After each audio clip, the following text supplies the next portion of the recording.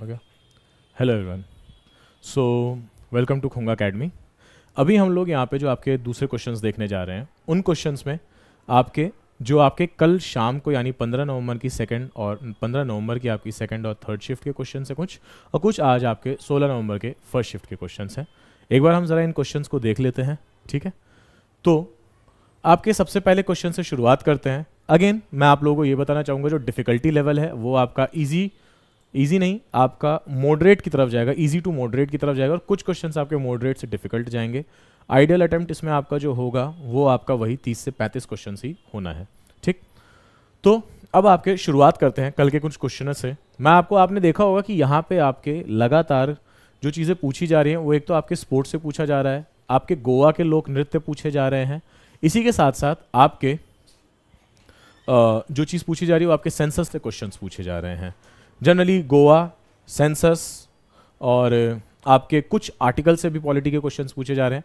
तो इन सब चीज़ों को आज हम लोग देखते हैं। और आपके स्पोर्ट्स से रिलेटेड, यानी कि अगर आपके स्पोर्ट्स में आप लोगों को ये पता होना चाहिए कि ओलंपिक के साथ कॉमनवेल्थ गेम्स के साथ एशियन गेम्स, ये फर्स्ट टाइम कहाँ हुए, कहाँ नहीं हुए, ठीक है। और जैसे मैंने कल की क्लास में मैंने बोला था कि आपके इसका भूत, वर्तमान और भविष्य तीनों चीज़ें आपको पता होनी चाहिए, यानी कि पिछला कहाँ हुआ, अब की कहाँ हुआ और अगला कहाँ होगा। चलो शुरुआत करते हैं without wasting any further time. तो अब आपके यहाँ पे पहला क्वेश्चन है, ये आपसे ये पूछा गया कि एकमात्र महिला जो है भारत की तरफ से जिन्होंने आपके 2 बार ओलंपिक में पदक जीता है वो कौन है। तो आपकी बैडमिंटन खिलाड़ी हैं जिनका नाम है PV सिंधु, ठीक है।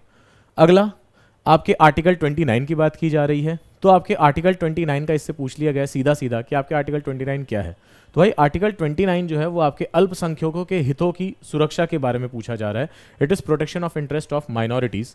और जब हम लोग माइनॉरिटीज़ की बात कर रहे हैं तो आप लोगों के लिए यहाँ पे पता होना चाहिए कि माइनॉरिटीज़ कौन कौन सी माइनॉरिटीज़ हैं, ठीक है। और जब माइनॉरिटीज़ की बात आए तो इसको याद करने का तरीका क्या है कि आप ऐसा समझ लो कि आपके जो बीजेपी है, बीजेपी के सभी मेंबर्स ने आपके क्या कर रखा है, उन्होंने आपके MSc की पढ़ाई कर रखी है, ठीक है। बीजेपी के सभी मेंबर्स ने MSc की पढ़ाई कर रखी है। तो ये आपके माइनॉरिटीज़ हैं 6। एक आपके कौन हो जाएंगे, बौद्ध धर्म वाले हो जाएंगे, बुद्धिज़्म। जे से आपका क्या हो जाएगा, जैनिज़्म। पी से आपका हो जाएगा पारसी। M से आपका क्या हो जाएगा, मुस्लिम्स। S से आपका हो जाएगा सिख। और C से आपका हो जाएगा क्या, क्रिश्चियंस, ठीक है। तो ये वो आपके 6 आपके अल्पसंख्यक समूह हैं, इनसे आपके क्वेश्चन पूछा गया है। कल आपके लिंग्विस्टिक माइनॉरिटी से भी क्वेश्चन पूछा गया था। तो वो जो आपके लिंग्विस्टिक माइनॉरिटी से क्वेश्चन पूछा गया है वो आर्टिकल 350 है, वो भी आप लोगों को पता होना चाहिए, ठीक है। अगले क्वेश्चन पे चलते हैं। आई होप आपने स्क्रीनशॉट्स ले लिए होंगे। अगला है आपके कॉन्स्टिट्यूशनल अमेंडमेंट। अब आप देखो तो भाई 42वां कॉन्स्टिट्यूशनल अमेंडमेंट आपसे लगातार पूछा जा रहा है। आगे आपसे अभी फंडामेंटल ड्यूटीज़ के लिए भी, अच्छा ये आपके फंडामेंटल ड्यूटीज़ के लिए पूछा गया है, मौलिक कर्तव्यों के लिए पूछा गया है। तो हम लोग मौलिक कर्तव्यों को देख लेते हैं कि आपके कौन कौन से यहाँ मौलिक कर्तव्य हैं। मौलिक कर्तव्य नहीं है, मौलिक कर्तव्य तो कुल 11 हैं। इसमें हम लोगों को देखना क्या क्या है, तो वो ये देखना है कि पहली चीज़ 1976 में हुआ है, सरकार किसकी थी, तो सरकार थी आपके श्रीमती इंदिरा गांधी की। ये आप लोगों को पता होना चाहिए, ठीक है। एक चीज तो ये। दूसरा 42वां संविधान संशोधन है। आपसे संविधान संशोधन से भी प्रश्न पूछा गया कि कहां से लिया गया है, तो इसकी प्रक्रिया आपके साउथ अफ्रीका से ली गई है, दक्षिण अफ्रीका से, ठीक। उसके साथ साथ आपको यह देखना है कि ये जो श्रीमती इंदिरा गांधी ने आपके मौलिक कर्तव्यों के बारे में बात किया था, ये किस समिति द्वारा था। तो इस समिति का नाम था आपके स्वर्ण सिंह समिति। इसको आपको पता होना चाहिए, स्वर्ण सिंह समिति। दूसरा, इस समय आपके जो ओरिजिनली अगर हम लोग बात करें तो उस टाइम पे आपके सिर्फ 10 ही आपके मौलिक कर्तव्य थे। 11वां मौलिक कर्तव्य आपका कहां से डाला गया है, तो ये आपका 86वें संविधान संशोधन अधिनियम से डाला गया है, जो कि आपके 2002 में आया था। इस समय आपकी किसकी सरकार थी, अटल बिहारी वाजपेयी की सरकार थी, ठीक है। और जो 11वां आपका डाला गया था वो आपके ये डाला गया था कि आप 0 से लेके 6 वर्ष की आयु के सभी बच्चों को, ये आपके माता और पिता का कर्तव्य होना चाहिए, माता पिता का कर्तव्य, कि वो इनको शिक्षा प्रदान करें, ठीक है। तो मौलिक कर्तव्य में एक ये कर्तव्य था क्या, कि 0 से 6 वर्ष की आयु को माता पिता शिक्षा प्रदान करें। ठीक है, प्रदान करें। ये आपका 42वें संशोधन से हम लोगों ने लगभग सारी चीज़ें कर ली हैं। 42वां संशोधन को इसीलिए आपके मिनी कॉन्स्टिट्यूशन भी बोला जाता है। कल हम लोगों ने क्वेश्चन देखा था कि हाँ आपके मिनी कॉन्स्टिट्यूशन इसे बोला गया है। ठीक है, अगले क्वेश्चन पे चलते हैं। Who was the 12th PM of India? तो भाई उस टाइम पे आपके सबसे पहले कौन थे? जवाहरलाल नेहरू थे। फिर उसके बाद कौन है? 2 दिन के लिए आए थे गुलजारी लाल नंदा। फिर उसके बाद आपके, लेकिन उनको नहीं गिना जाता क्योंकि आपके अंतरिम प्रधानमंत्री थे। फिर उसके बाद आपके आते हैं ये लाल बहादुर शास्त्री। फिर जब उनकी मृत्यु होती है तो अंतरिम प्रधानमंत्री फिर से आपके गुलजारी लाल नंदा बनते हैं। फिर से आपके कौन आ जाता है? तो इंदिरा गांधी आती हैं। उसके बाद अंतरिम वालों को नहीं गिना जाएगा। और फिर आपके इंदिरा गांधी काफ़ी लंबे समय तक रहते हैं। फिर मोरारजी देसाई आते हैं। फिर उसके बाद बच्चे आपके फिर से इंदिरा गांधी आती हैं। फिर उसके बाद आपके कौन आ जाएगा? तो उनकी हत्या जब हो जाती है 1984 में। फिर उसके बाद आपके कौन आएगा? राजीव गांधी आएंगे। अब फिर उसके बाद से आपके लगातार प्रधानमंत्री बदलने लगेंगे। उसमें से आपके एक I.K. गुजराल हैं। I.K. गुजराल आपके, इनकी गुजराल डॉक्ट्राइन भी बहुत प्रसिद्ध है। गुजराल डॉक्ट्राइन में उन्होंने आपकी जो बात की है वो बात की है आंतरिक सुरक्षा की, इंटरनल सिक्योरिटी की बात की गई है, आंतरिक सुरक्षा की। बस इतना बहुत है, आगे चलते हैं। अब देखो आपसे सेंसस से भाई लगातार क्वेश्चंस पूछे जा रहे हैं। तो यहाँ जो क्वेश्चन है वो है आपका कि मोस्ट डेंस मेल पॉपुलेशन, यानी कि आपके घनत्व के मामले में जो पुरुषों की जो आपकी जनसंख्या है वो कौन से राज्य में है? तो उसका उत्तर आपका हो जाएगा बिहार। अगला क्वेश्चन है 2011 सेंसस आपके कौन से स्टेट का सबसे ज़्यादा आपको बताता है साक्षरता दर और सबसे कम साक्षरता दर कौन से राज्य में है? तो कौन से राज्य में है? इसका उत्तर हो जाएगा केरल और आपके बिहार। ठीक है, सबसे पहला ये आप लोगों के लिए सबसे ऐसे टॉफी वाला क्वेश्चन रहा होगा। तो जो टॉफी वाले क्वेश्चंस हैं वो जैसे कि आपके 1983 का जो वर्ल्ड कप है वो कब हुआ? तो आपके 1983 का वर्ल्ड कप, सॉरी उस समय आपके कप्तान कौन थे? तो उस समय जो भारत के क्रिकेट टीम के जो कप्तान थे उनका नाम था कपिल देव। आपके उस समय जीतने वाले फाइनल आपका किसके साथ हुआ था? तो ये आपका फाइनल हुआ था वेस्ट इंडीज़ के साथ। दूसरा जो हमने विश्व कप जीता था वो हमने 2011 में जीता था क्रिकेट का, महेंद्र सिंह धोनी थे। और उस समय आपका कौन था? तो से फाइनल में आपके जिसके जो विपक्ष टीम थी वो श्रीलंका थी। अगले अगर हम लोग बात करें तो अभी भी आपके फाइनल में पहुंच चुकी है। आशा करते हैं इस बार विश्व कप आए। तो इस समय आपके कप्तान कौन हो जाएंगे? वो आपके रोहित शर्मा हो जाएंगे। ठीक है, और जो भी आपके फाइनल में टीम जाएगी उसको हराएगी। तो उसको आप लोग देख लेना आने वाले एग्जाम्स के लिए।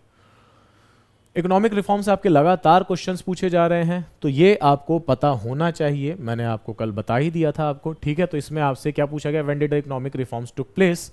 ये आपको पता ही है। मतलब कई बार हम लोग डिस्कस कर चुके हैं कि 1991 में आपके हुआ है। 1991 में 3 शब्द थे, वो क्या थे? LPG। ये जो आपके LPG जो आपके 3 शब्द हैं, इसमें जिस चीज़ को आपके जोड़ा गया ये क्या था? इसका मतलब है आपका क्या? लिबरलाइजेशन। लिबरलाइजेशन यानी कि उदारवाद। फिर है आपका क्या? प्राइवेटाइजेशन यानी कि निजीकरण। और फिर है आपका क्या? ग्लोबलाइजेशन। और इसका मतलब आपका क्या हो जाएगा? वैश्वीकरण।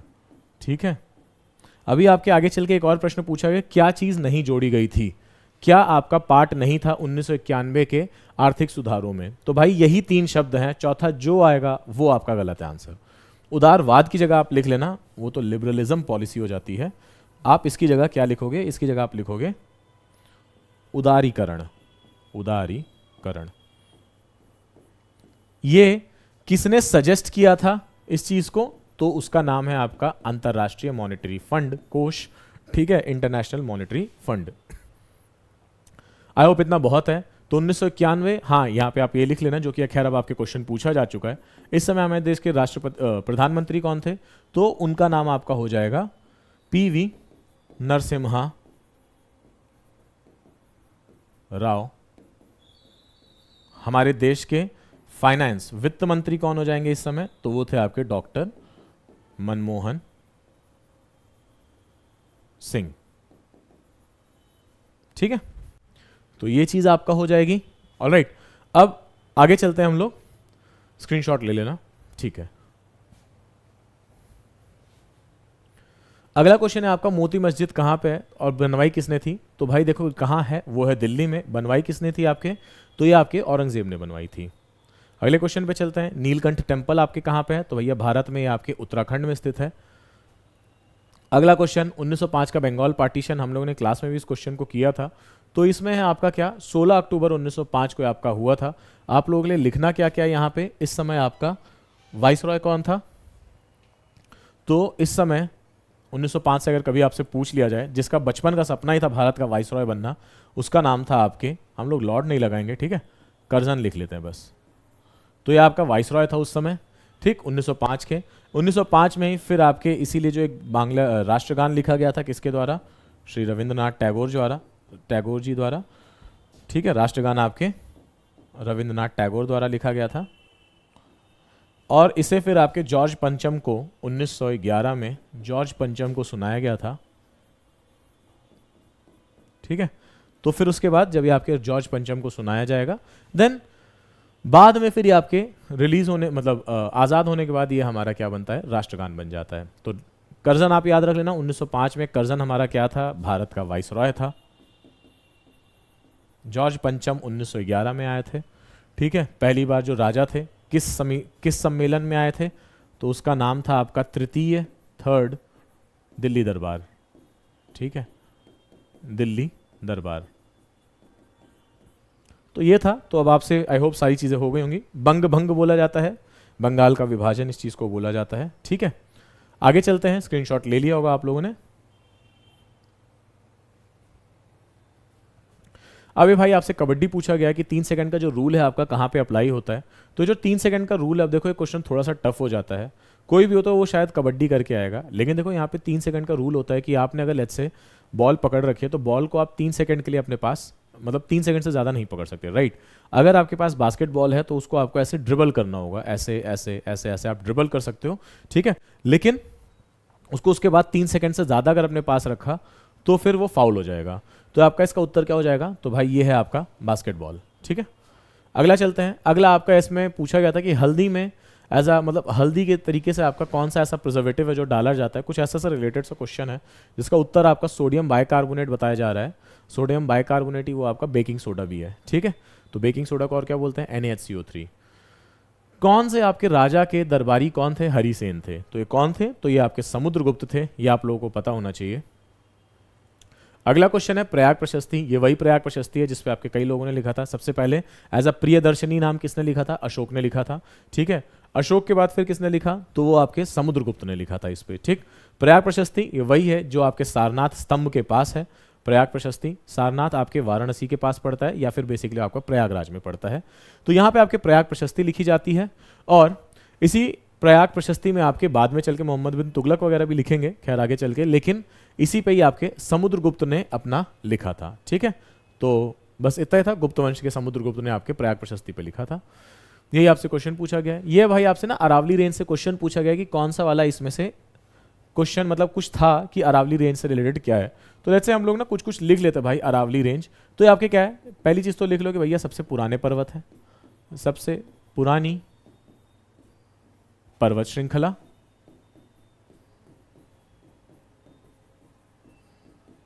ठीक है। एक तो पॉइंट ये हो गया। दूसरा गुरु शिखर,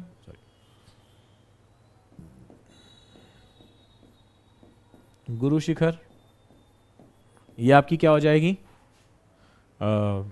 सबसे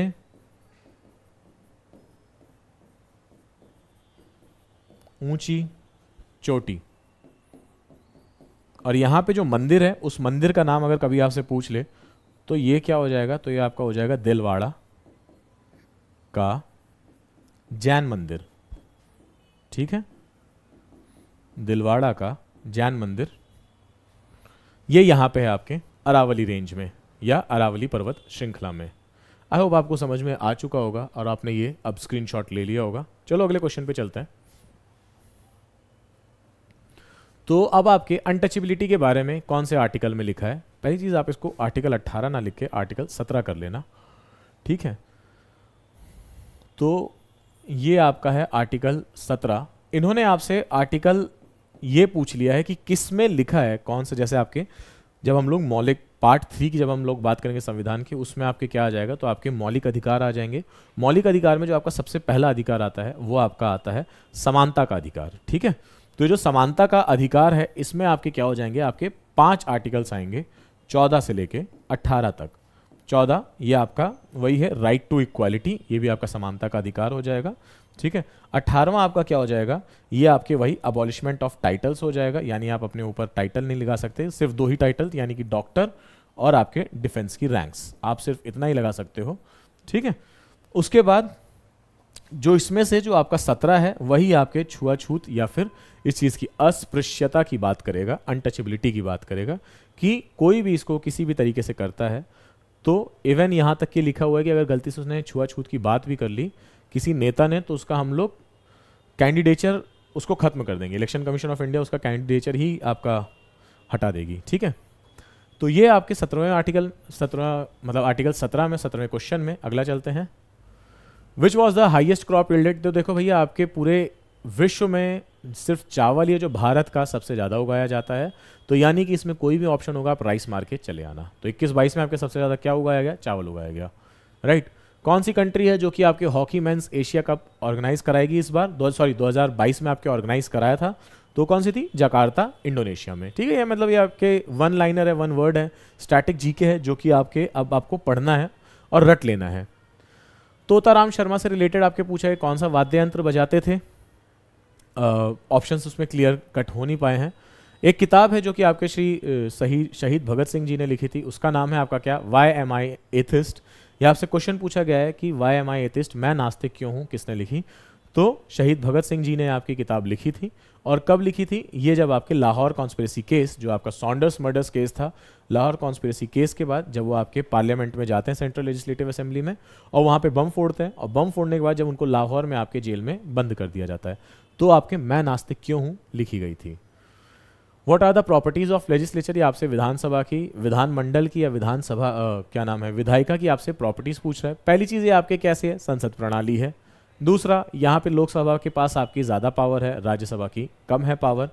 लेजिस्लेचर में आपके विधायिका में और क्या आ जाएगा, तो आपसे ये भी क्वेश्चन पूछा जा सकता है कि जैसे आपके राष्ट्रपति हुए या कोई भी मंत्री परिषद हुआ, तो मंत्री परिषद प्रधानमंत्री से लेकर कोई भी मंत्री, और आपके राष्ट्रपति उपराष्ट्रपति, ये जो कुछ आपके ऑफिसर्स हैं, ये आपके अधिकारी हैं, तो जाहिर सी बात है अगर अधिकारी है तो किसके तहत आएंगे, ये आपके आ जाएंगे कार्यपालिका यानी एग्जीक्यूटिव के तहत। ठीक है, और बाकी सब आपका लेजिस्लेचर ही होगा। तो अभी एक्चुअली इसमें ऑप्शंस नहीं मिल पाए हैं, क्या ऑप्शन है, बट मैंने यहाँ पे क्लास में सबको बोला था कि be prepared for the statement based questions, और ये अब आपके स्टेटमेंट बेस्ड क्वेश्चंस आ रहे हैं, क्या नहीं है, और उसके 4 आपके स्टेटमेंट्स हैं। ठीक है, आपको आने वाले टाइम में और ज़्यादा आपको स्टेटमेंट वाइज क्वेश्चंस देखने को मिल सकते हैं। ठीक, सूरज कुंड का मेला आपका कहाँ होता है, तो यहाँ तुगलकाबाद का फोर्ट है, यहीं आपके फरीदाबाद के पास है। बहुत सुंदर आपका मेला लगता है, हर बार के आपके नए नए राज्यों को, एक आपके राज्य को चुना जाएगा और फिर उसकी थीम पूरे मेले में आपकी लगाई जाएगी। तो आपके कहाँ होता है, तो फरीदाबाद हरियाणा में आपके ये होता है। ठीक है, अब आपके ये बोला जा रहा है कि मुगल शासन काल में आपके जो ग्राम प्रधान हुआ करते थे उनको क्या बोला जाता था, उन ग्राम प्रधानों को आपके बोला जाता था मुकद्दम। मुकद्दम ही वही है जब आपके महलवाड़ी सिस्टम आता है आपके बाद में, जो कि आपके उत्तर भारत में आता है अंग्रेजों के समय, उस टाइम पे आपके महलवाड़ी सिस्टम में मुकद्दमों को ही आपके लंबरदार बोला जाता था। तो आप लोगों को पता होना चाहिए, उन्हीं विलेज हेडमैन को आपके लंबरदार बोला जाता था। और भी आपके जमींदार, लंबरदार, ये सब चीज़ें जितने भी आप जो सोच सकते हो, ये सब आपके बोले जाते थे। पेरिस एग्रीमेंट आपके कहाँ पे हुआ था, तो भाई जो आपका पेरिस एग्रीमेंट है ये आपके 4 नवंबर 2016 को इंप्लीमेंट किया गया था। आप लोगों के लिए कुछ कुछ चीज़ें और इंपॉर्टेंट है, वो क्या है, देखो ये पहली चीज़ तो क्वेश्चन बहुत टफ है। क्यों टफ है, क्योंकि आपसे एग्जैक्ट डेट पूछ ली है, ये जनरली किसी को पता नहीं होती, क्योंकि इंप्लीमेंटेड का पूछा है। वैसे क्या होता है, अब एक आपकी ना यूएन एक बॉडी है, आपको पता ही होगा, यूएन की आपके जलवायु परिवर्तन के लिए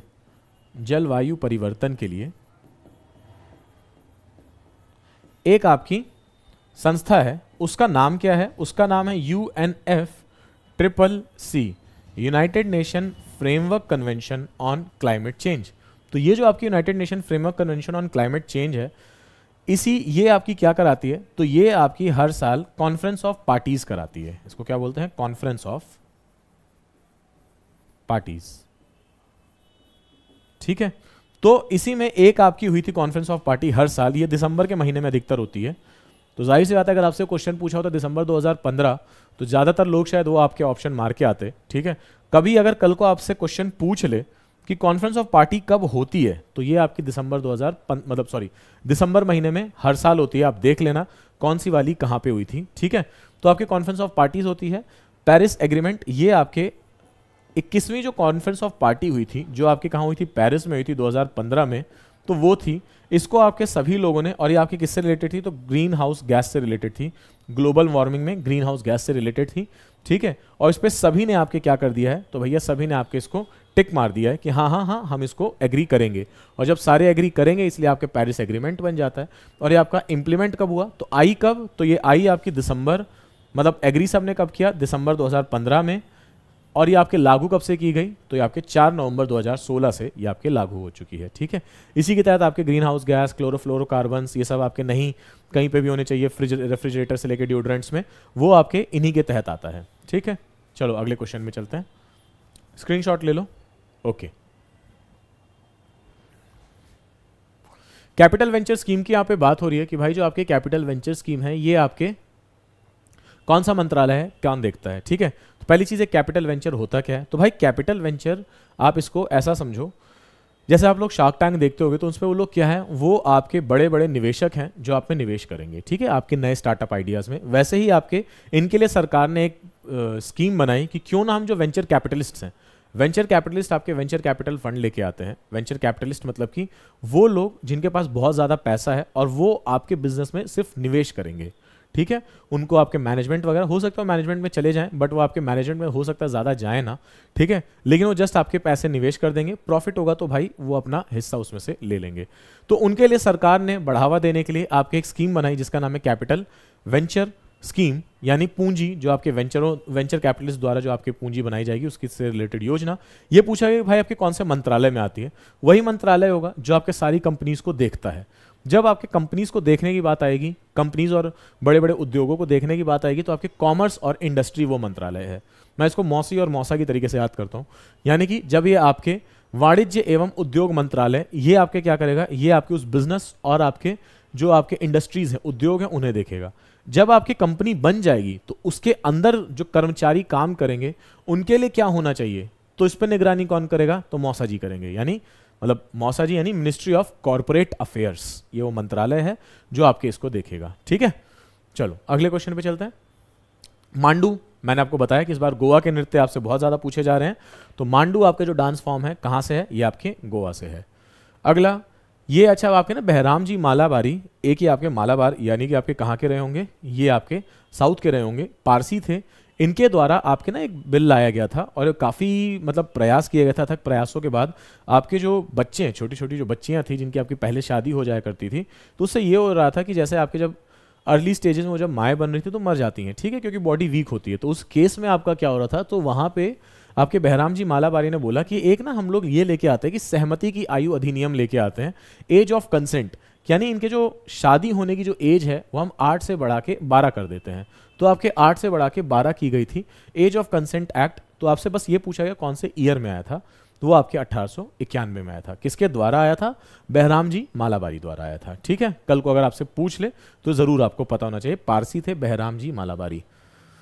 सिर्फ और सिर्फ आपके पूरे भारत में एक ही जगह पे 2 रेलवे जोन्स हैं, वो क्या है, उत्तर प्रदेश है, ऑब्वियसली बहुत बड़ा है। वहाँ पे ऑप्शन में बस आपके सारी चीज़ें दी हुई थी, थोड़ा सा भी अगर आप लॉजिकल गेस वर्क करते तो आपको दिख जाता है कि हाँ वो आपका उत्तर प्रदेश ही होगा, क्योंकि इतना बड़ा राज्य है, वहीं पे आपके 2 मतलब जोन्स हो सकते हैं। सोनल मानसिंह, अच्छा ये जो सोनल मानसिंह है ना, ये आपकी राज्यसभा की बहुत शानदार वक्ता भी हैं, अभी MP हैं ये, ठीक है, और ये आपकी बहुत अच्छी नर्तकी हैं, ठीक है, बहुत अच्छा बोलती भी हैं, बहुत अच्छी नर्तकी हैं। कौन से डांस फॉर्म के, कौन से नृत्य की हैं, तो एक तो है आपका जो कि ऑप्शन में था वो है आपका भरतनाट्यम, दूसरा ये आपके उड़ीसी की भी हैं, ठीक है, उड़ीसी एक आपका क्या नाम है, डांस फॉर्म है, नृत्य है, कहाँ का है, उड़ीसा का है, उसकी भी आपके क्या नाम है, नर्तकी हैं।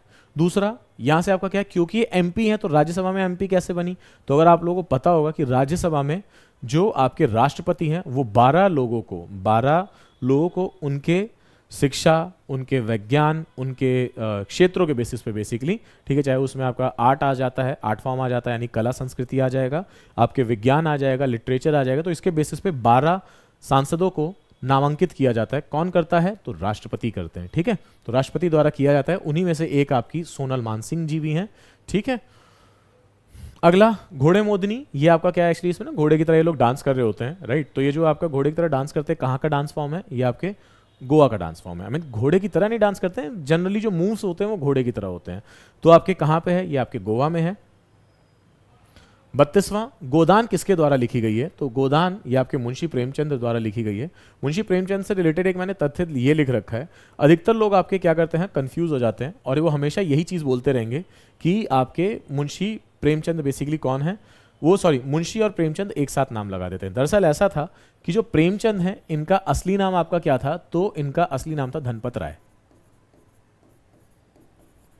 इनकी किताब थी सोजे वतन, पर ये अब आपकी ब्रिटिश सरकार द्वारा जब्त हो गई थी और पता चल गया कि भैया धनपत राय लिख रहे हैं। धनपत राय लिख किस नाम से रहे थे उस टाइम पे? तो वो जिस नाम से लिख रहे थे उसका नाम आपका क्या है? नवाब राय। तो पहले आपके नवाब राय नाम से लिखते थे, ठीक है, और जब ये आपके नवाब राय नाम से लिखे तो पकड़े गए, इनको भी बंद कर लिया गया। फिर जब आपके रिलीज होते हैं तो इन्होंने सोचा चलो भाई अब इस चीज को हटा दिया जाए, धनपत राय नवाब राय नाम से लिखना बंद करके किस नाम से लिखे? प्रेमचंद नाम से। पत्रिकाओं में लिखने लगे। इनकी कहानियां पसंद आ गई किसको? तो ये आपके पसंद आ गए कन्हैया लाल मुंशी को। इन्होंने कहा जी एक काम करते हैं, मैं पब्लिकेशन करता हूं और आप लिखो। तो इन्होंने लिखा, इन्होंने उसको संगठित करके आपके पब्लिश किया। तो जब पब्लिश किया तो उस किताब को वो जब लिखते थे तो ऐसे लिखते थे, लेट्स से यहाँ पे लिख दिया मुंशी और किसके द्वारा लिखी गई, तो यहाँ लिख दिया प्रेमचंद, और सबको लग गया कि भाई ये मुंशी प्रेमचंद है। मुंशी प्रेमचंद नहीं है, मुंशी अलग है, प्रेमचंद अलग है।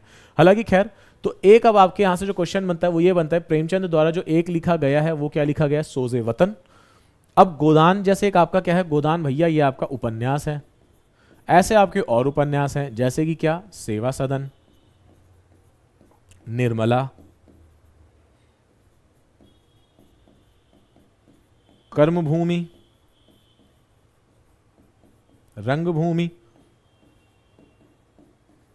ये वो आपके बच्चों कुछ उपन्यास हैं जो कि गोदान के साथ साथ आप लोग गबन भी लिख लेना। बहुत अच्छे उपन्यास हैं सारे के सारे, पढ़ना कभी अगर टाइम मिले तो, आप लोगों को बहुत अच्छा प्रशासन में ढालेगी अगर आपने इन्हें पढ़ लिया तो। गबन, गोदान, सेवा सदन, निर्मला, कर्मभूमि, रंगभूमि, ये सब तो हो गए आपके धनपत राय या प्रेमचंद जी के उपन्यास। ऐसे हो सकता है कि आपसे ना नाट्य पूछ ले, तो एक आपका नाट्य है जयशंकर प्रसाद जी का, जयशंकर प्रसाद का, हो सकता है कल को क्वेश्चन में डाल दें। और वो क्या है?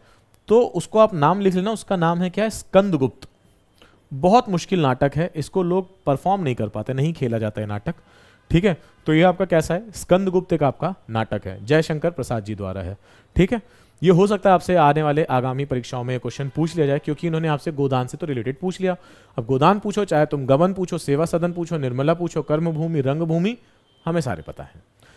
अगर मान लो आपसे पूछ लिया गया सोजे वतन किसने लिखी है? अब सोजे वतन तो आपका उर्दू सा नाम है, पर उस समय प्रेमचंद आपके उर्दू में ही पढ़े थे तो उर्दू में भी लिखते थे, जिसको हिंदुस्तानी भाषा शैली बोलते थे, जो आपके गांधी जी को भी बहुत ज़्यादा पसंद थी शैली, और वो आपके शुद्ध हिंदी की जगह हिंदुस्तानी भाषा शैली की बात करते थे। तो आपके किसके द्वारा लिखी गई है? वो आपके लिखी गई है धनपत राय या फिर प्रेमचंद द्वारा ही। आई होप आपको समझ में आ गया होगा। प्लीज़ इसकी स्क्रीनशॉट ले लो, फिर हम लोग आगे चलते हैं। ओके,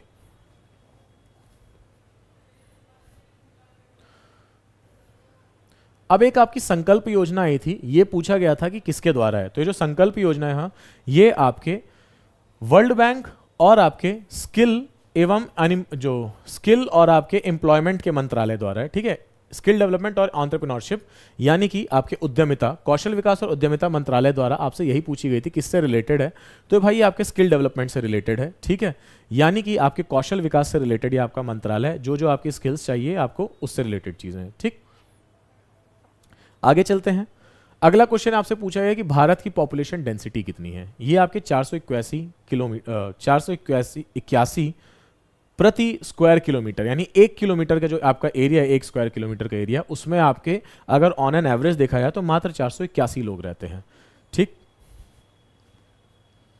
ग्राम न्यायालय एक्ट, अब ये किसी को उम्मीद नहीं थी, थोड़ा सा टफ क्वेश्चन है, पर बच्चों ये जो ग्राम न्यायालय एक्ट था, ये एक जब मतलब अगर आप लोग तो नहीं पढ़ते होगे, बट ये जब भी कभी कोई जुडिशरी पढ़ता है तो जब भी कभी सुप्रीम कोर्ट से पढ़ना शुरू करता है, हाँ, तो वो आपके जब पहुंचता है तो हम लोग क्या करें, टॉप से बॉटम की तरफ जा रहे हैं।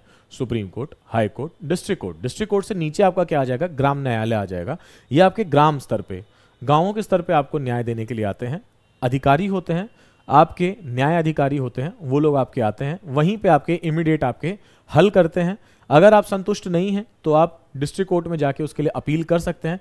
यदि आप संतुष्ट हैं तो इससे क्या होगा, आपके ज्यादातर केसेस आपके सॉल्व हो जाएंगे। ठीक है, तो ये आपका क्या हो जाएगा, ये आपका कब आया था, 2008 में आया था, और ये लागू कब से किया गया, 2009 से लागू किया गया।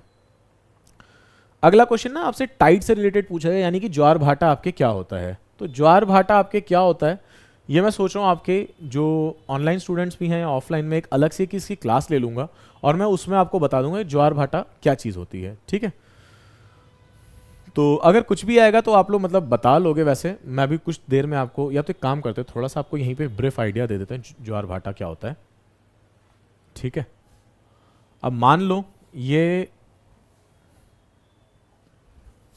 आपके सूर्य हैं, सन,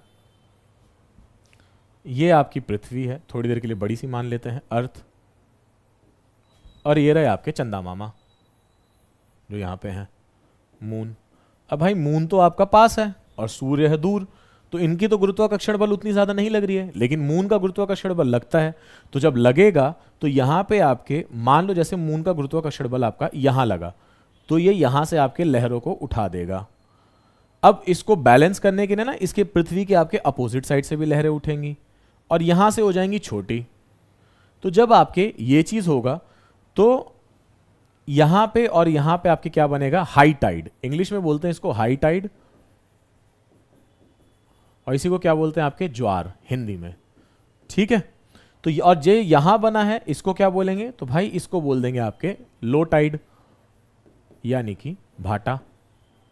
ठीक है, तो ज्वार भाटा आपका ये होता है लो टाइड और हाई टाइड। अब ये आपके एक दिन में मान लो एक जगह पे कितनी बार बना, एक बार तो ये बना, मान लो यहां पे आपके एक बार तो ऐसे बन गया जब चांद के सामने ही थे हमारी पृथ्वी। जब ये लेट्स से आपके ऐसे रोटेट हुई तो पीछे गई, फिर ये वाला पोर्शन यहां आया होगा, तो इसमें भी आपके टाइड बना होगा। तो इस जगह पे जब यहां गए तो यहां पे भी हाई टाइड बन गया। तो यानी कि हम लिख सकते हैं कि एक स्थान पर एक दिन में 2 बार ज्वार, 2 बार ज्वार और 2 बार भाटा आता है। ठीक है,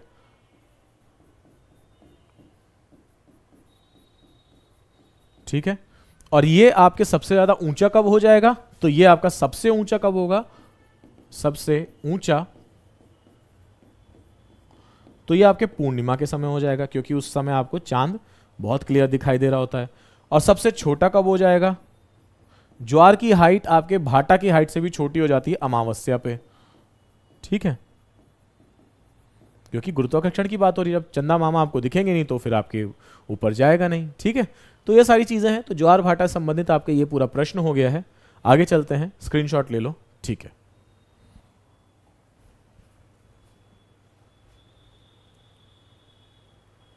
अब ये है कि भाई पहले प्रेसिडेंट कौन है। मैंने आपको कल की भी क्लास में इसको बताया था कि जब भी कभी आपसे अध्यक्ष की बात करें योजना आयोग के, कल मैंने आपको प्रॉपर नेशनल प्लानिंग कमेटी भी बताया था, सब कुछ बताया था, तो उसमें जब भी कभी आपकी बात करेंगे नेशनल प्लानिंग कमेटी की, तो उसके अध्यक्ष कौन होंगे, वो आपके जवाहरलाल आपके प्रधानमंत्री होंगे। और यहाँ पे कौन थे योजना आयोग के पहले पूछे गए हैं, तो आपकी जाहिर सी बात है पहले प्रधानमंत्री हो जाएंगे, यानी कि जवाहरलाल नेहरू।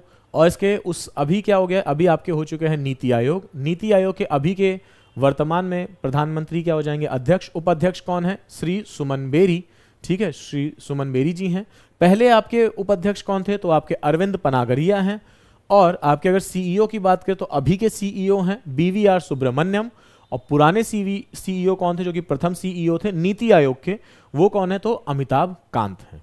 ठीक है, 37वां है आपके 1937 का जो कांग्रेस इलेक्शन हुआ था, जिसमें बच्चे आपके प्रांतीय चुनाव में ना कांग्रेस जीत गई थी। ठीक है, उसमें आपके किस अधिनियम के अंदर उसने आपके लड़ा था इलेक्शन, तो वो आपके कौन सा अधिनियम था, वो आपका भारत सरकार अधिनियम 1935 था। ठीक, अब ये आज के फर्स्ट शिफ्ट के 16 नवंबर के पहले शिफ्ट के पूछे गए प्रश्न हैं आपके, इनको एक बार डिस्कस कर लेते हैं।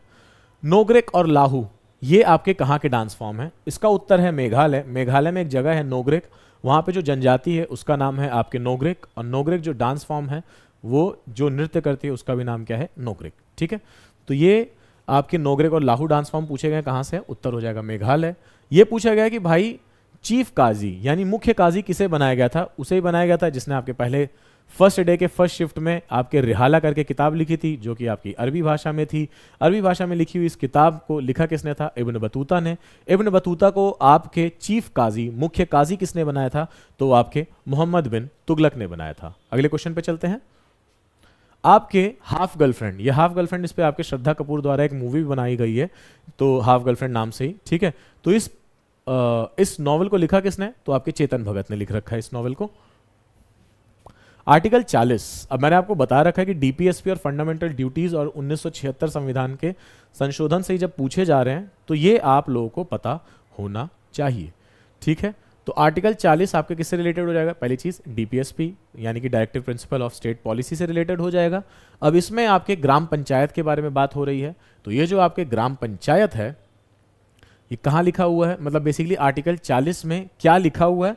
तो आपके ग्राम पंचायत से रिलेटेड लिखा हुआ है कि हमें जी ग्राम पंचायत से रिलेटेड कानून भी बनाने चाहिए, सब कुछ करना चाहिए। और इसीलिए आपके मैंने कल भी बताया था कि जब भी आपका जो देश है, जब आपका देश इतना परिपक्व हो जाएगा कि वो आपके उसको मौलिक कर्तव्यों में जोड़ सके या संविधान में जोड़ सके, तो मतलब पुराने जो हमारे जिन्होंने भी आपके इसको बनाया था, संविधान को बनाया था, उन्होंने यही बोला कि हमको उसको तुरंत ही संविधान में बना देना। और इसीलिए आपके 72वां और 73वां और 74वां ये आपके संविधान संशोधन किए गए, 1994 में किए गए। मैं लिख देता हूं यहां पे, ठीक है, ये कुछ इंपॉर्टेंट चीजें हैं। डीपीएसपी में तो लिखा हुआ है आपके आर्टिकल 40 में कि ग्राम पंचायत से रिलेटेड, पर ये संविधान में किससे जोड़ा गया? तो ये आपके 73rd संविधान संशोधन अधिनियम से जोड़ा गया, जो 1992 में आया था। ठीक है, इससे आपके आर्टिकल कौन सा जोड़ा गया? तो 243 से 243 ओ तक आपके जोड़ा गया है। 243 ओ तक आपके जोड़ा गया है। 74वां जो था आपका 74th संविधान संशोधन 1992 में ही पास हुआ। यहां से आप लोगों के आर्टिकल 243 पी से लेके 243, इसको मतलब दरअसल इस पूरे आर्टिकल को बहुत एकदम रबड़ की तरह खींच दिया है, तो यह आपके ZH तक ये आपके आर्टिकल जोड़ा गया है। ये आपके किससे रिलेटेड है? तो ये वाला आपके न्यायपालिका से रिलेटेड है। याद करने की तिथि कैसे आपको देखनी है? तो मैंने आपको बताया था केशवानंदा भारती के समय, जिस दिन आपका केशवानंदा भारती का केस आया था, इस समय आपके सचिन तेंदुलकर जी पैदा हुए थे। 23 अप्रैल 1973 जिस दिन आपके सचिन तेंदुलकर पैदा हुए थे। और भाई जब आपके सचिन तेंदुलकर भारतीय क्रिकेट टीम में आए थे तो 20 साल के हो चुके थे, वो हालांकि 19 साल से खेल रहे थे। तो जब इसी सेम डे 23 अप्रैल जैसे ही आपके सचिन तेंदुलकर 20 साल के होते हैं, उस दिन आपका सबसे महत्वपूर्ण कानून अगर कोई पास होता है तो उस कानून का आपके नाम क्या था? 73वां और 74वां संविधान संशोधन अधिनियम। ठीक है, दरअसल पास हो गया था एक साल पहले ही, उसके एक साल बाद से आपका ये जो ग्राम पंचायत वाला इसको लागू किया गया। तो 23 अप्रैल 1993 को ये आपके कानून लागू हुआ, और न्यायपालिका वाला जो कानून था ये आपके 1 जून से लागू हुआ है। तो ध्यान देना इस चीज को, गलत मत करके आना। ये 1 जून से ये वाला लागू हुआ है, 23 अप्रैल से आपके ग्राम पंचायत वाला कानून लागू हुआ है, और आर्टिकल 40 में इसके बारे में लिखा गया है। ठीक है, आई होप आप लोगों ने नोट डाउन कर लिया होगा, स्क्रीनशॉट्स ले ली होंगी। ओके, आर्टिकल ये आपसे पूछा जा रहा है भारत संविधान के किस अनुच्छेद के अंतर्गत राज्य की परिभाषा का उल्लेख है? तो भाई आपके अनुच्छेद 12 में है राज्य। यहां पे राज्य का मतलब आपके ऐसे यूपी एमपी नहीं है, यहां राज्य का मतलब है केंद्र सरकार, राज्य सरकार। केंद्र सरकार और राज्य सरकार की जितनी संस्थाएं हैं, जितनी उनके बैंक्स हैं, सब इस राज्य में आ जाएंगे। इस राज्य से रिलेटेड जितने कानून होंगे, अध्यादेश होंगे आपके, यानी रेजोल्यूशंस, आपके नोटिफिकेशंस, आपका गेजेट, सब कुछ इसके तहत आएगा। ये डेफिनेशन आपके 12 में लिखी है। 12 में क्या लिखा है कि ये वो राज्य हैं, इन राज्यों पे आने वाला जो मौलिक अधिकार है वो, यानी मौलिक अधिकार जो कि आपके आर्टिकल 14 से आएंगे, आने वाले जो मौलिक अधिकार हैं जो कि सारे 14 से शुरू होंगे, वो सारे के सारे किस पे आपके अमल किए जाएंगे, जो मैं डेफिनेशन बता रहा हूं आर्टिकल 12 में। अब आर्टिकल 12 में उस तरीके से डेफिनेशन लिख दी गई और बोला गया कि आर्टिकल 13 में सुप्रीम कोर्ट को मैं रखता हूं, जो कि आपसे कल पूछा गया था फाइनल इंटरप्रेटर कौन है कॉन्स्टिट्यूशन का, तो सुप्रीम कोर्ट को मैं यहां पे रखूंगा और इस चीज के लिए रखूंगा कि अगर कोई भी दिक्कत परेशानी आती है तो सुप्रीम कोर्ट इसमें देखेगी कि ये आपके अच्छे तरीके से सारे जो आने वाले मौलिक अधिकार हैं वो आपके अच्छे तरीके से लागू किए जाएं पूरे भारत देश में। ठीक है, इस तरीके से बात 13 में ये बोला गया और 14 में फिर आपके क्या बोला जाता है, मौलिक अधिकारों की बात की जाती है। ठीक है, राइट टू इक्वालिटी आपका 14 से 18 तक चलता है। What is the electoral college of vice president. अब भाई यहां पे आपसे वाइस प्रेसिडेंट के बारे में पूछा जा रहा है, तो जितने भी आपके सांसद हैं, चाहे वो आपके राज्यसभा के हों चाहे वो आपके लोकसभा के हों, ये दोनों के दोनों जो आपके सांसद हैं ये किसका पार्ट हो जाएंगे, ये आपके राज्यसभा का पार्ट हो जाएंगे। ठीक है, मतलब राज्यसभा में वाइस प्रेसिडेंट को आपके इलेक्ट करेंगे। लेकिन याद रहे जब आपके राष्ट्रपति की बात आएगी, उपराष्ट्रपति में एमएलए नहीं इलेक्ट करेंगे, एमएलए यानी कि आपके विधायक नहीं इलेक्ट करेंगे। यहां पे कौन इलेक्ट करेगा, सिर्फ और सिर्फ सांसद करेंगे। लेकिन जब राष्ट्रपति की बात आएगी तो सारे विधायक और सारे सांसद करेंगे, बस वो सांसद नहीं करेंगे जो कि आपके नामांकित हैं यानी नॉमिनेटेड हैं। वो बस 12 सांसद आपके वोट नहीं करेंगे राष्ट्रपति के चुनाव में, बाकी सब आपके वोट करेंगे। ठीक है, अब आपके, मैंने कल भी ये क्वेश्चन बोला था कि जब आप लोग अगर आरबीआई देख रहे हो तो आरआरबी से भी अगर पूछ लिया गया तो नाबार्ड जरूर पूछा जाएगा। और आज के पहले शिफ्ट में आपके क्वेश्चन आ गया। तो नाबार्ड जो है आपके, नाबार्ड कब बना, तो ये आपके 1982 में बना। ठीक है, रट लेना अच्छे से। Who among the following is not a which among the following is not a constitutional body। तो हम एक काम करते हैं ना, कुछ कुछ कॉन्स्टिट्यूशनल बॉडीज को लिख ही लेते हैं। हालांकि खैर इसका आंसर नीति आयोग था और अधिकतर आपके ऑप्शन में सबका ही फेवरेट क्वेश्चन है कि सारे कॉन्स्टिट्यूशनल बॉडी दे देगी हाँ और फिर बोलेगी नीति आयोग और बोल देगी कौन सा नहीं है। तो कुछ आपके हैं जैसे कि आपका यूपीएससी है। अच्छा, अगर ये वीडियो आपकी बहुत स्लो हो रही हो तो उसको चुपचाप आपने 1.5x और 2x पे करके देखना। तो एक जैसे आपका यूपीएससी है, लेकिन याद रहे एसएससी अगर आपसे पूछ ले तो ये आपके संवैधानिक बॉडी नहीं है, कॉन्स्टिट्यूशनल बॉडी नहीं है। ठीक है, निकाय नहीं है आपका। यूपीएससी हो गया। अगला क्या हो जाएगा, चुनाव आयोग, इलेक्शन कमीशन ऑफ इंडिया। फिर क्या हो जाएगा, controller and auditor general of India. ठीक है, फिर आपका क्या हो जाएगा, ऐसे ही आपका यूपीएससी हो गया, ईसीआई हो गया, कैग हो गया। यहाँ पे हम लोग लिख सकते हैं कि राष्ट्रीय समिति किसकी, बैकवर्ड क्लासेस की। ठीक है, पिछड़े वर्ग की। इसी के साथ साथ शेड्यूल कास्ट की। उसी के साथ साथ आपके अनुसूचित जातियों की, अनुसूचित जनजातियों की। ये आपके 3 समितियां हैं और 3 आपके अलग अलग आर्टिकल्स में हैं। ये आपके आर्टिकल 338A में है, ये वाला आपका आर्टिकल 338B में है। ठीक है, और ये वाला आपका आर्टिकल 340 में है। तो आप लोग एक बार कंफर्म भी कर लेना, ये आपके हैं। फिर ऐसे ही आपका 5वां क्या आ जाएगा, तो आपका फाइनेंस कमीशन या वित्त आयोग बोलते हैं, ये आपका आ जाएगा। ठीक है, वित्त आयोग। बस ये आपके वो कुछ आर्टिकल्स हैं जो आप लोगों को पता होने चाहिए। ठीक है, कंट्रोलर एंड ऑडिटर जनरल हो गया है। ऐसे ही आपके क्या नाम है, इनको हम लोग बोलते हैं अटॉर्नी जनरल, महान्यायवादी। Attorney general of India, Bharat के महान्यायवादी। ठीक है, ये भी आपके संविधान ही निकाय में आएंगे। ठीक है, तो ये वो कुछ चीज़ें हैं जो आप लिस्ट है, इसको आप देख सकते हो। और नीति आयोग आपसे पूछा जाता है कौन सा नहीं, तो हाँ जी नीति आयोग नहीं है। इसके अलावा एक और आप लिख लेना जो हमारा कल क्वेश्चन भी आया था, आर्टिकल 350B में है, उसका नाम है आपका special officer of linguistic minorities. ठीक है, विशेष अधिकारी किसके लिए, आपके भाषाई अल्पसंख्यकों के लिए। ये आपका 350B अनुच्छेद में आपके आएंगे। ठीक, स्क्रीनशॉट ले लेना, उसके बाद चलते हैं आगे। कोऑपरेटिव बैंक्स की भाई पूरी एक लिस्ट है, वो आप लोगों को बाद में दे दी जाएगी पूरी की पूरी। कुछ कोऑपरेटिव बैंक्स का आप नाम लिख सकते हो, एक का आप नाम लिख सकते हो जो कि लेट्स से उसमें से पूछी गई कौन सा इसमें से कोऑपरेटिव बैंक है। तो एक कोऑपरेटिव बैंक को आपके सहकारी बैंक बोला जाता है। यह आपके वही नरसिम्हम कमेटी से आई थी। इसके लिए आपके 86वें संशोधन से जोड़ा गया है कि आपके जो कोऑपरेटिव बैंक्स है या फिर जो आपके कोऑपरेटिव्स हैं वो अब आपके क्या हो जाएंगी, डीपीएसपी का भी पार्ट होंगी। ठीक है, हाँ डीपीएसपी के पार्ट में आपको जोड़ा गया। तो 86वें संशोधन में आपकी चीज़ जोड़ी गई है। कॉन्स्टिट्यूशनल अमेंडमेंट एक्ट 2002 में आपके क्या जोड़ा गया है, जो कोऑपरेटिव सोसाइटीज़ हैं, अभी बैंक्स की नहीं मैं बात कर रहा हूँ, अभी मैं कोऑपरेटिव सहकारी समितियाँ, सोसाइटीज़, ये आपकी जोड़ी गई हैं। किससे, कहाँ जोड़ी गई हैं, तो आपके राज्य की न्याय मतलब कार्यनीति में जोड़ी गई है, डीपीएसपी में आपकी जोड़ी गई है। ठीक है, एक चीज तो ये लिख लेना। दूसरा, सिमिलरली सहायक बैंक्स भी होते हैं आपके, इसी से ही आए हैं सहायक बैंक। एक बहुत फेमस आप लोगों ने सहायक बैंक का नाम सुना होगा, जो कि आपके बहुत ज़्यादा बड़ा हो गया था और फिर फेल हो गया, फिर सरकार ने बचाया। उसका नाम था आपके पीएमसी, यानी कि पंजाब महाराष्ट्र सहायक या कोऑपरेटिव बैंक। ठीक है, तो आपके पंजाब महाराष्ट्र कोऑपरेटिव बैंक एक आपकी उसमें से कोऑपरेटिव बैंक है। शायद यही आपसे पूछा गया होगा क्योंकि हाल फिलहाल में यही आपके उसमें ऑप्शन था। ठीक है, तो इसका आप एक बार ना स्क्रीनशॉट ले लो और फिर चलते हैं आगे। अगला क्वेश्चन है, ऑर्केस्ट्रा को इंडिया में किसने बनाया था? इसका उत्तर आपका रविशंकर हो जाएंगे। अगला आपका क्या पूछा गया बच्चे? सबसे ज्यादा हाईएस्ट परसेंटेज किसकी पूछी गई? शेड्यूल्ड ट्राइब्स की। जब परसेंटेज की बात आएगी, ठीक है, प्रतिशत की बात आएगी, तो सबसे ज्यादा प्रतिशत आपके मिजोरम में है। लेकिन जब सबसे ज्यादा नंबर की बात आएगी, संख्याओं की बात आएगी, तो वो आपका कहां हो जाएगी? मध्य प्रदेश में सबसे ज्यादा आपकी अनुसूचित जनजातियां हैं।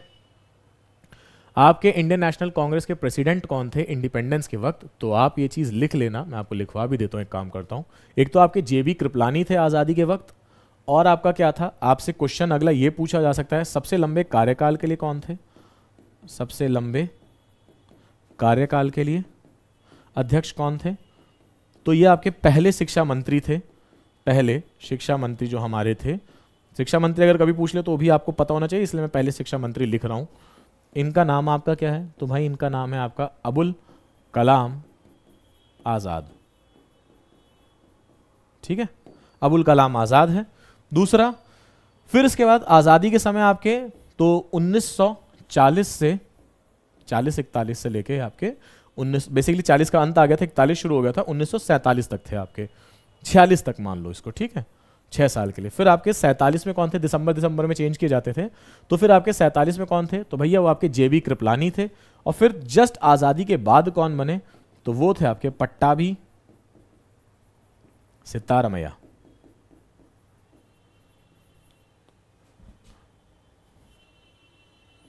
सीतारमैया, पट्टाभी सीतारमैया। ठीक है, तो इनका आप नाम लिख लेना, बस इसके अलावा और कुछ नहीं आपसे पूछा जाएगा इसमें। ठीक है, अगले पे चलते हैं। आपके भाई कबड्डी में अगर पूछा जाए कुल संख्या कितने लोग खेलते हैं, तो एक टीम में आपके 7 लोग खेलते हैं।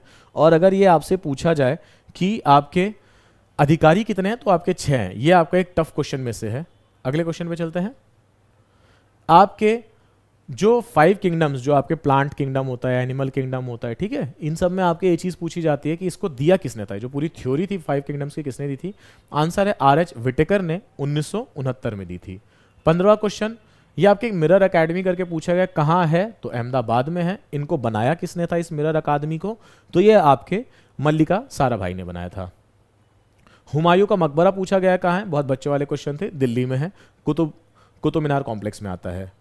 मुराद अली पूछे गए हैं, कौन से म्यूजिकल इंस्ट्रूमेंट से थे? तो पहली बार है कि तबला छोड़ के आपके सारंगी दिया गया ऑप्शन में, और सारंगी इसका सही है। आपसे कोयरा एक नदी है उसका पूछा गया, तो भाई हालांकि ये आपके कृष्णा नदी की है, लेकिन ऑप्शन में गोदावरी था, तो आप लोग गोदावरी मार के आ जाना। नारायण गुरु, ये आपके बच्चे श्री नारायण गुरु आपके किससे रिलेटेड थे? सोशल मूवमेंट से रिलेटेड थे। कहाँ से शुरू किए थे? इसी को आपके ना वाइकॉम सत्याग्रह के नाम से भी जाना जाता है, तो आप इसको याद रखना, ये आपके वाइकॉम सत्याग्रह है। ठीक है, और वाइकॉम सत्याग्रह शुरू कहाँ से होता? केरल में वाइकॉम जिले से हुआ था। सोशल मूवमेंट कहलाता है, लीडर का नाम है श्री नारायण गुरु। गांधी जी का इन्फ्लुएंस था उन पे। इकोनॉमिक 1991 आपसे इकोनॉमिक रिफॉर्म पूछ लिया गया है, फिर से देख रहे हो कितनी बार पूछा गया है। अब आपको मैंने तीनों बता दिया था, लिबरलाइजेशन, प्राइवेटाइजेशन, ग्लोबलाइजेशन। पूछा गया क्या नहीं है, तो भाई चौथा ऑप्शन जो भी हो वो नहीं है। ऑप्शन में ग्रीन रेवोल्यूशन था, ग्रीन रेवोल्यूशन मार दो। ऑप्शन में कुछ और था, बैंक नेशनलाइजेशन, वो मार देना था। ऑप्शन में आपके आ जाए कि सहकारी समितियां बनाई गई है, मार दो, क्योंकि भाई 3 तो आपके पता ही है ना, LPG, तीसरा चाहे जो सब मारो। ठीक है, पीएम किसान योजना, तो किसान सम्मान निधि इसका पूरा नाम है आपका। किसान, एक मिनट,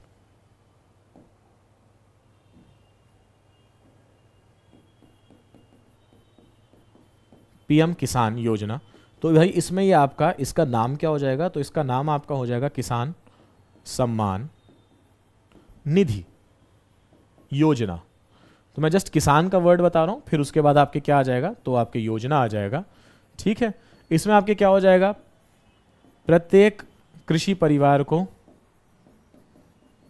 क्या मिलेगा, 6,000 रुपये मिलेंगे। ठीक है, कितनी किश्तों में मिलेंगे जी, 3 किश्तों में। ठीक है, 2-2 हज़ार रुपये की 3 किश्तें आपको मिलेंगी। मार्जिनलाइज फार्मर्स के लिए शुरुआत में थी, अब सभी फार्मर्स के लिए है। पूछा गया कब आई है, तो देखो ये आपके ना 2019 में फरवरी महीने में, जो बजट का महीना था उसमें आपके लॉन्च करी मोदी जी ने, और फिर उसके बाद इसीलिए आपके राहुल गांधी अपना लेके आए थे कि अब होगा न्याय। तो एक उन्होंने ना न्याय करके एक स्कीम लाए थे। इस न्याय वाली स्कीम में 72,000 रुपये दिए जा रहे थे, 6,000 रुपये नहीं दिए जा रहे थे, 72,000 रुपये दिए जा रहे थे। कि आप क्या बात करते हो, आप बात अगर करते हो एक साल में 6,000 की, मैं एक वर्ष में मतलब हर महीने 6,000 रुपये दूंगा। ठीक है, तो ये आपके 72,000 रुपये की यहाँ पे बात हुई थी। तो कब आएगी, जाहिर सी बात है फरवरी 2019 का एक ही ऑप्शन था, वो 24 फरवरी थी, तो अब 24 फरवरी टिक करके आ जाना। ओके, आगे चलते हैं। 22वां सबसे ज़्यादा सीट कहाँ है, कितनी बार बात कर चुके हैं कि राज्यसभा में आपके 250 सीट्स हैं और लोकसभा में 450 सीट्स हैं। कितनी जम्प्स होते हैं आपके, 3,000 स्टिपल चेज में। 3,000 स्टिपल चेज, वैसे 5,000 स्टिपल चेज के लिए अगर आप लोग पान सिंह तोमर देखोगे तो उसमें आपको स्टिपल चेज एक दौड़ है, आपको पता चल जाएगा। तो ये जो 3,000 स्टिपल चेज इसमें आपके 7 बार कूदा जाता है। ठीक, फुगड़ी अगेन गोवा। ठीक है, तो कहाँ का नृत्य है, या तो आपके नॉर्थ ईस्ट पूछ रहा है या गोवा पूछ रहा है, तो ये आपका कहाँ का हो जाएगा, तो फुगड़ी डांस आपका गोवा का है। मुंडा हॉकी स्टेडियम बिरसा मुंडा जी के नाम पे रखा गया है। ठीक है, बिरसा मुंडा ये आपके 1898 में आपका इन्होंने एक विद्रोह किया था। इन्होंने कहा था हम वापस कलयुग से सतयुग की तरफ जाएंगे, अंग्रेजों के खिलाफ पूरा का पूरा विद्रोह किया था। इनको उड़ीसा में भगवान बिरसा मुंडा बोला जाता है, अपने आप को इन्होंने खुद ने भगवान घोषित किया था। ठीक है, तो ये कहाँ पे आपसे पूछा गया, तो आपसे भगवान बिरसा मुंडा स्टेडियम उड़ीसा में है। ठीक है, हॉकी स्टेडियम है। आपसे लास्ट क्वेश्चन है यहाँ का, ये पूछा गया कि आपके जो हाईएस्ट मतलब कि आपके मीजोस्फेयर यानी मध्य मंडल की उच्च सीमा क्या है। तो दरअसल आपके थोड़ा सा क्वेश्चन गलत हो गया, आपके 50 से 80 किलोमीटर तक लिखा हुआ है, तो आपके 50 से 80 किलोमीटर तक आपका क्या हो जाता है, मध्य मंडल आ जाता है। तो आप लोगों को यानी सारे मंडलों के किलोमीटर्स आप लोगों को पता होने चाहिए। जैसे कि सबसे पहले कौन सा आ जाएगा, ट्रोपोस्फेयर, फिर आपका समताप मंडल, फिर आपका क्या आ जाएगा, स्ट्रेटोस्फेयर क्षोभ मंडल, फिर आपका मीजोस्फेयर यानी कि मध्य मंडल। ऐसे आपके आगे चलता रहेगा। तो आशा करता हूँ, बस ये आपकी लास्ट स्लाइड थी। ठीक है, तो मैं आशा करता हूँ कि आपने सभी क्वेश्चंस को अच्छे से पढ़ा होगा, कुछ में आपने एनालिसिस देखा होगा, कुछ चीज़ों को आप यहाँ से कर लो, कुछ अपने आप खुद से क्यूरियोसिटी से कुछ क्वेश्चंस में कि क्यों ऐसा क्यों होता है, क्या होता है, एक बार जरा सर्च कर लो। जैसे लिस्ट ऑफ कोऑपरेटिव बैंक से ब्लैंक रह गई एक स्लाइड, तो उसमें आप क्या कर लेना, अपने आप से एक बार सर्च करना कौन कौन सी कोऑपरेटिव बैंक्स हैं। मैंने आपको एक लिखवा दिया, आप कुछ खुद से सर्च कर लेना। नरसिम्हम कमेटी कौन सी थी, कौन कौन से आपके वो हैं, क्योंकि अभी हम लोग अगले क्वेश्चन पे आएंगे सेकंड शिफ्ट में, आपके शायद क्वेश्चन पूछा भी गया है नरसिम्हम समिति से रिलेटेड कि आपके बैंकों के राष्ट्रीयकरण के लिए ये थी। ठीक है, तो मैं बस आपको यही सलाह दूंगा कि अच्छे से पढ़ो, ज़्यादा स्ट्रेस मत लो, 30 से 35 कोशिश करो करने की, लेकिन तब जब वो मॉडरेट लगे आपको पेपर। अदरवाइज ज़्यादा पहले से प्लान करके मत जाओ, अच्छे से करना, रिलैक्स रहना। चलो, ऑल द वेरी बेस्ट। ठीक है।